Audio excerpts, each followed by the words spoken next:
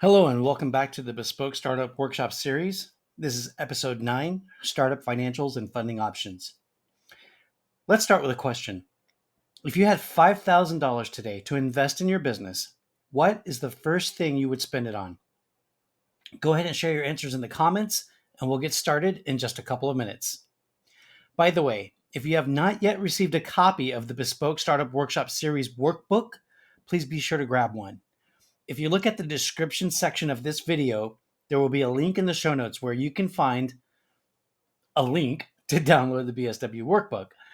If you don't see that link there, you can go to colemantanner.com and scroll through the menu bar to access it there. While we're waiting for others to join this workshop, take a look at the question on the next screen and go ahead and answer it in the comments.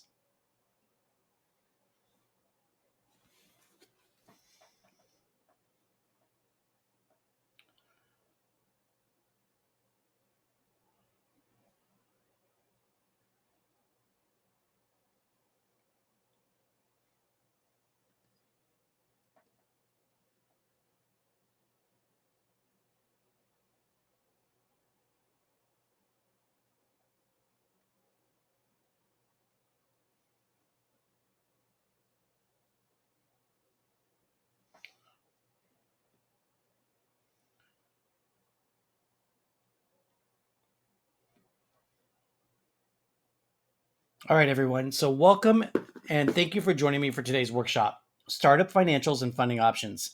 This is the 9th of 12 modules in the Bespoke Startup Workshop Series. This series has been strategically designed for aspiring entrepreneurs, influencers, and early stage business owners who want a step-by-step roadmap that explains how to launch your first or your subsequent business the right way, vastly improving your chance for success. Today's workshop is sponsored by Coleman Tanner Consulting, your source for strategic business solutions. Okay, buckle up because Clayton is about to learn that passion needs a financial plan. Clayton's brand messaging business was growing, but as the money started to come in, a creeping worry set in. How much should I pay myself? How much should I save for taxes? Can I even afford to reinvest or hire any help anytime soon? Clayton realized that revenue is not the same as profit, and winging it with your finances is not an option. Today's workshop is about turning chaos into control, about making sure that your business serves your life, not strangles it.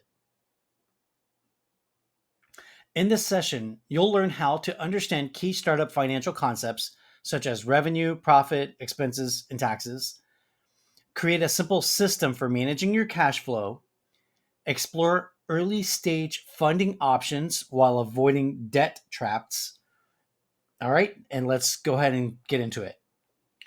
Before we move any further, though, my lawyer, that would be me, tells me that I have to share a disclaimer up front that complies with federal and state law.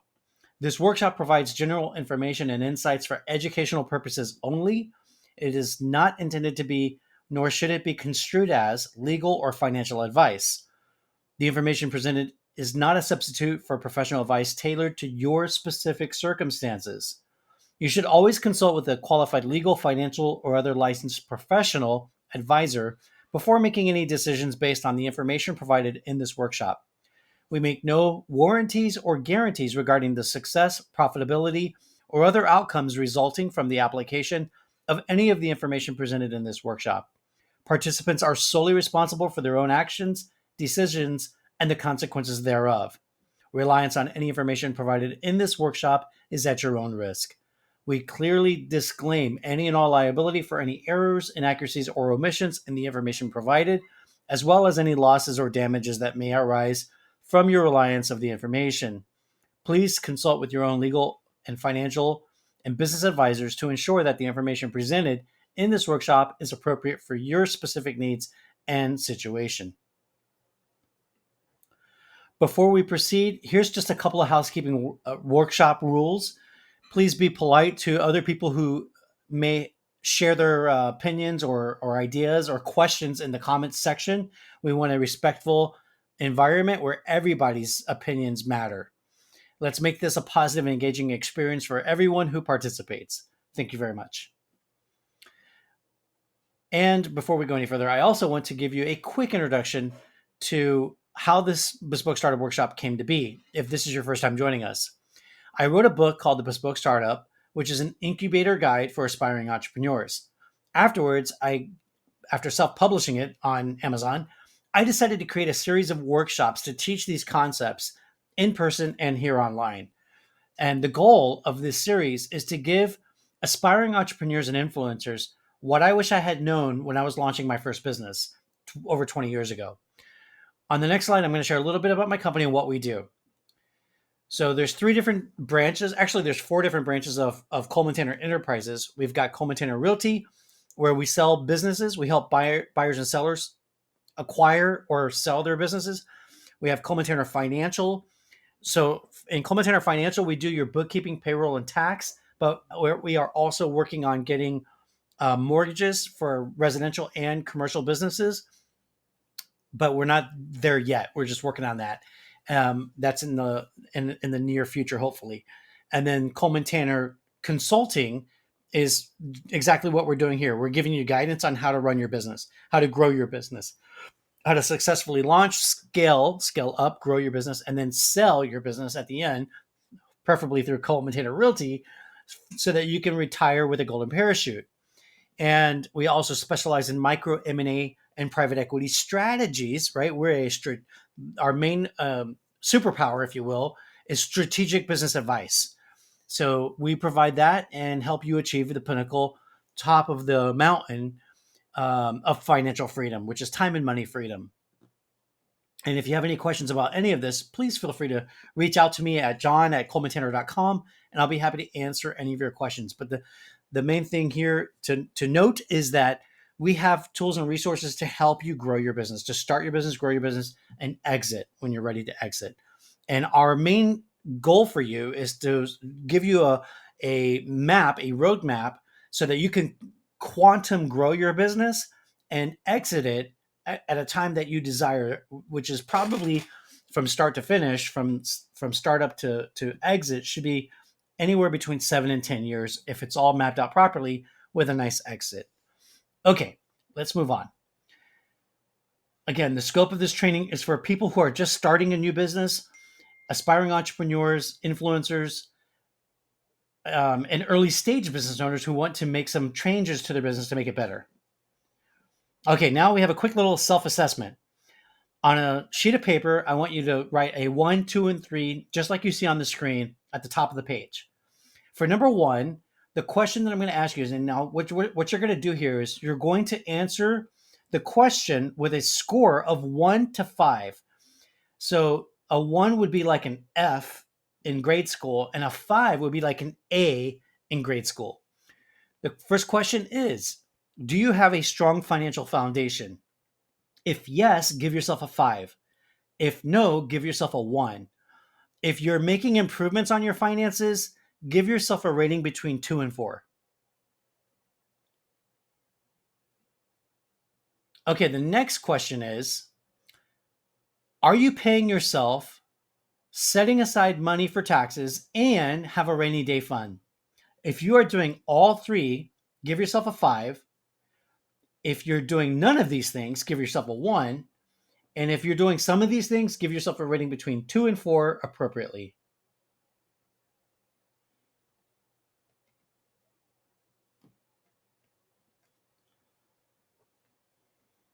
Okay, let's go to our third question. Do you have a financial plan to fund your business launch? Okay, this is for people who are getting ready to start a business. Do you have a financial plan to fund your business launch? If you do, give yourself a 5. If you don't, give yourself a 1. And if you're working on it, give yourself a rating somewhere between 2 and 4 appropriately.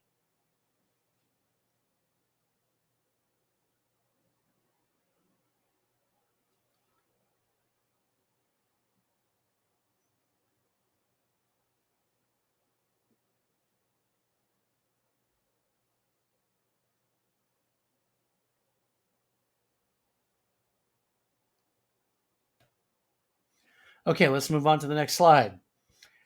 Now we're going to start our first presentation of the day, which is Financial Foundations for Entrepreneurs and Influencers. So welcome to part one. If you've ever felt unsure about revenue, expenses, or even how much money you should be setting aside for your taxes, you are not alone, my friend. In this session, we are going to demystify your numbers and help you create a simple, clear snapshot of how money flows in and out of your business.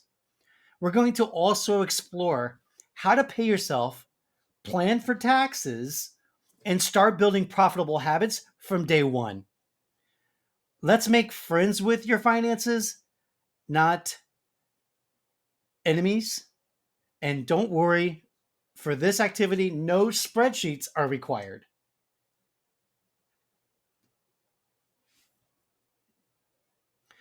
All right, we're going to kick off this presentation with a quick view of some must-know moolah lingo. Revenue equals the big bucks that are rolling in. Expenses are the cash that's pouring out.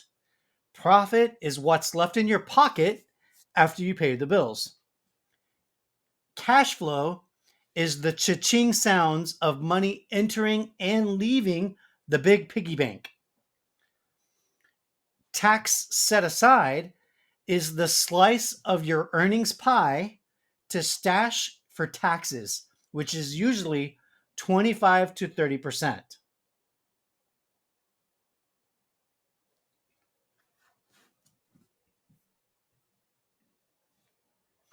A thriving business is built on rock solid foundations of financial routines.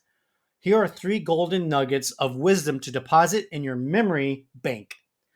First, tuck away 25 to 30% of your savings for taxes. You got to pay Uncle Sam in the United States. There's no getting around it. And if you're making money, the more money you make, the more you can have to pay your taxes. So you can use tax write-offs to minimize your impact, but as long as you do it legally with compliance. And all you got to do is look at the rules and say what fits here and take action.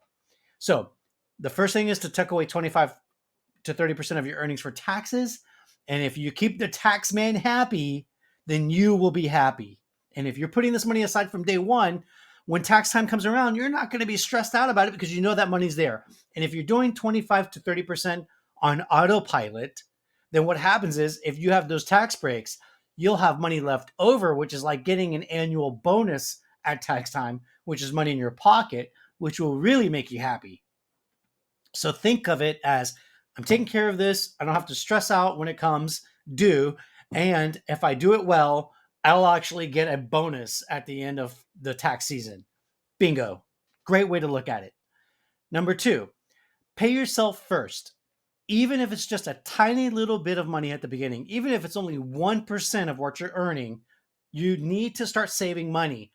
And it's a muscle, like muscle memory. You have to build that saving muscle. So start small and start working your way up to saving 10%, which is your goal, is to pay yourself, your business, 10% of the profit for every dollar earned. So for every dollar, that's 10 cents, goes to the profit account. If you haven't read the book Profit First by Mike Michalowicz, I highly recommend that you read it. Let me give you a peek of it right here because I just happen to have it. So this book, Profit First, is going to give you some really good tips. And so make sure you read this book. Mike Michalowicz. I don't know you. Maybe we'll meet one day. I hope so. You seem like a really intelligent guy. And I'm sorry if I butchered your name. All right, number three, keep a daily eye on your cash flow. Know where the dollars are going and where they're coming from. And remember, a profitable business starts with predictable financial habits. So, just like Stephen Covey said, plan your work your plan, predict what your financial forecast is going to be, and make modifications to try to reach those targets. All right, that concludes our first mini presentation of the day. Next up, we're going to have a short hands-on activity that will take this lesson from conceptual to practical. We're going to create our money map. So let's go ahead and get started and workshop this lesson. Okay, my friends, let's go ahead and roll up our sleeves, right? Roll up our sleeves. And we're going to start with this first activity, creating your money map. So here's the plan. Identify where your money will come and go. Revenue streams. This is where the money comes in from. How many pillars of income will your business have? Fixed expenses. These expenses remain consistent regardless of your sales or production levels. Examples of fixed expenses include rent, utilities, which is electric, water, and internet service, insurance, like E&O insurance, general liability insurance, payroll. What are you paying yourself? What are you paying your independent contractors? What are you paying your employees? Short-term business loan. Do you have one of those? What's your interest rate? What's your principal? What's your interest? Make sure you're tracking both of those things. Equipment rental or lease. What's your payment for your any equipment that you have to rent to do your job?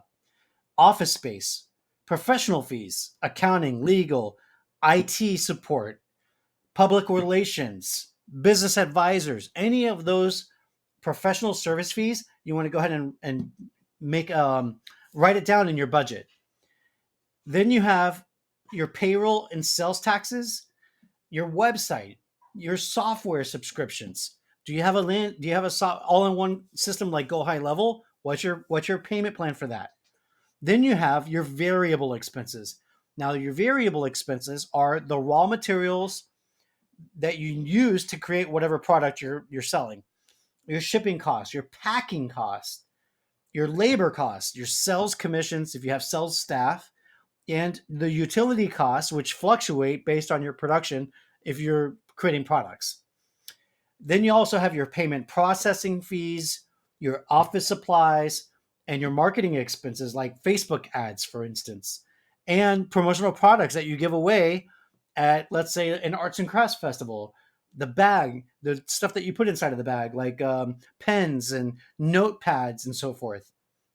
Those are all part of your marketing expenses, which are variable expenses. Then you have your target income. Again, if you read Profit First, you'll learn that most small business owners struggle with finances because they don't pay themselves first. They end up trying to pay themselves last, but when they spend all the money, there's nothing left for themselves, which is why most businesses struggle. So what he did with Profit First is he flipped the script. Hence the name Profit First. Pay yourself first, so that you don't spend everything on your business expenses and have nothing left to pay yourself.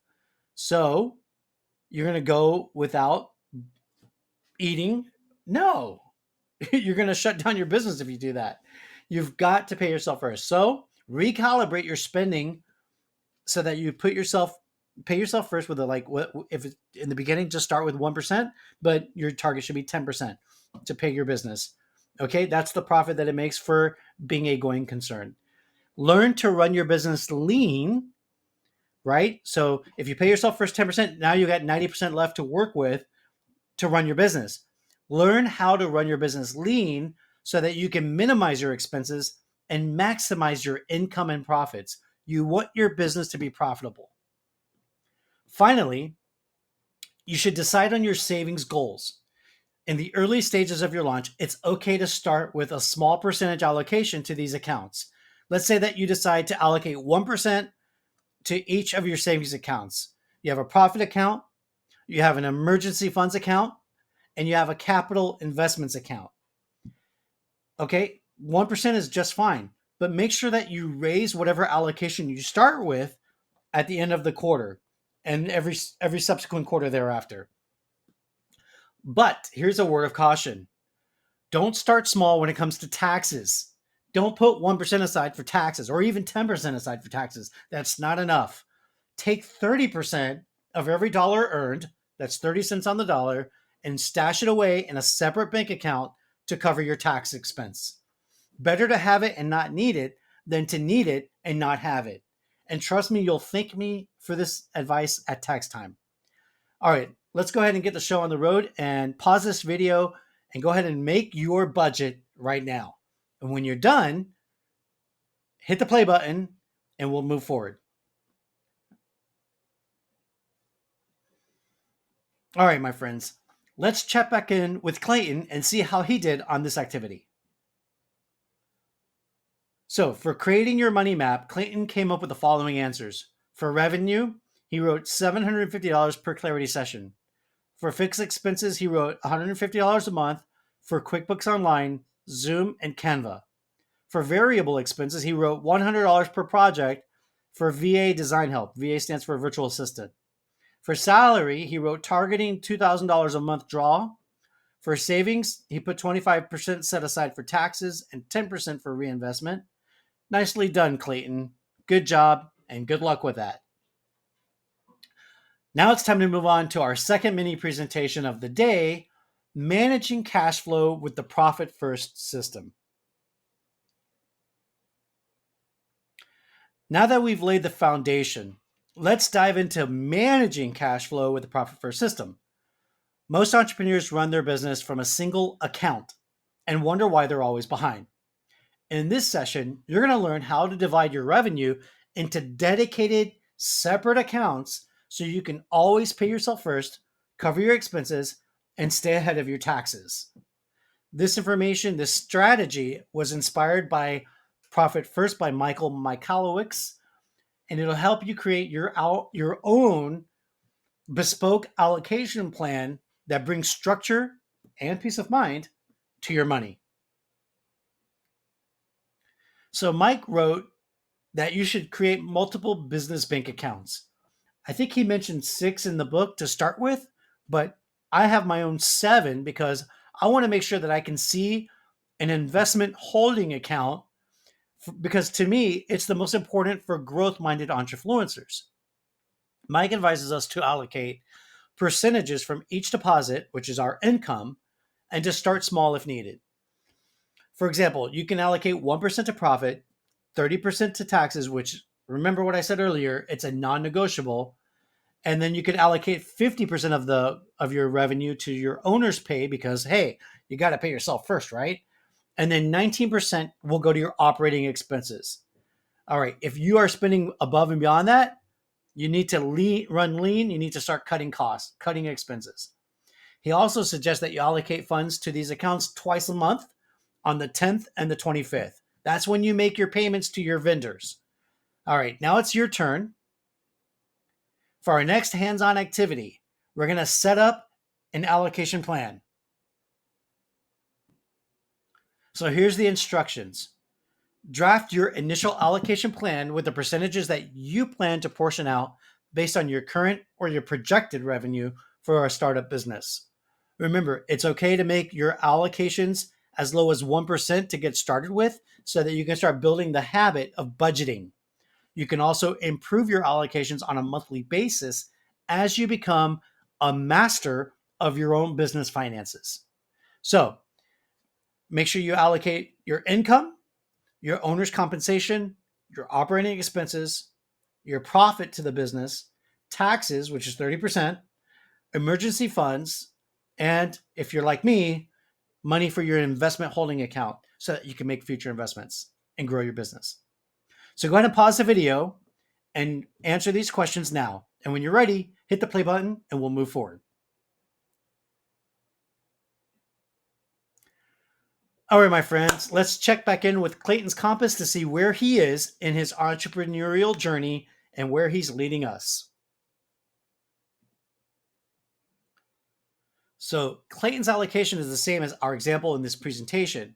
He allocated 1% to profit, 50% to owner's pay, that's what he's paying himself, 19% to operating expenses, and 30% to taxes, with 0 for investment holding for now. In the next and final presentation of this workshop, we're going to explore early stage funding options for startup businesses and founding entrepreneurs and influencers. So let's get to it. Okay, in this final lap of this presentation of BSW 9, we're going to advance to the conclusion of this mini presentation trilogy, exploring early stage funding options. Whether you're bootstrapping your launch or you're looking for a small infusion of capital, This session will give you the clarity and confidence to pursue smart funding strategies. We'll cover grants, microloans, and what to avoid, like predatory lenders and giving up too much equity too soon. Not a good idea. By the end of this segment, you'll have a simple checklist to guide your next financial move without losing control of your business. The initial three funding options that we recommend are bootstrapping, which means self funding from savings and from your own personal employment income, loans, small loans, informally from friends and family, and small business grants, which you get free money from the local, state, or federal grant opportunities, which usually requires some tough paperwork and strict compliance rules. And it also is very competitive. So it may not be very likely that you get it, but you might want to explore your options and give it a try. These three things right here are the lowest cost loans or free money that you can use to access to start growing your business. Next, we have microloans, angel investors, and revenue based financing. Of these three options, I would go with revenue based financing over the other two, but the interest rate will likely be high, very high, actually. As such, I would make it a last resort option for operating funds. Microloans are not terrible, but expensive. So I would also consider this loan of last resort. The angel investor funds are rare for startups, but once you establish yourself and you have history of a growing and thriving business documented well, then they'll want to get in on the action. And when I say get in on the action, I mean that they're going to demand a large stake in your business, and in your decision making authority is going to be diminished. So I don't think of this as a viable startup option at all, at least not one that I would engage in, but I wanted to share it with you as it is one option. Now let's take a look at a few things that you should avoid. Firstly, you want to avoid over relying on credit cards and predatory lenders with their high interest rate loans, or diluting your ownership interest by exchanging equity in your company for cash. In other words, taking an investor on because they have cash that you can use to run your business. Not a good idea if you want to own your business and be able to manage it and control the decisions that are going to affect it as it grows. Here's something to keep in mind during the startup phase.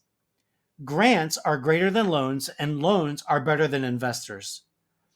When your business is doing well and you're ready to expand, investors and bank loans will be your allies, but we're not there yet, so stay tuned. For today's final activity, we're going to be creating our funding readiness checklist. Here are 3 questions to answer on your funding readiness checklist. Number 1, how much capital do you realistically need right now to launch your business? Number 2, what would the money be used for specifically? Listen, you got to be granular with the details when it comes to money, because winging it and bird's eye views are not good enough.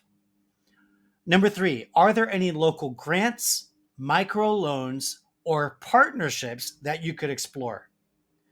Go ahead and pause the video while you work on this activity, and when you're done, hit the play button to resume the workshop.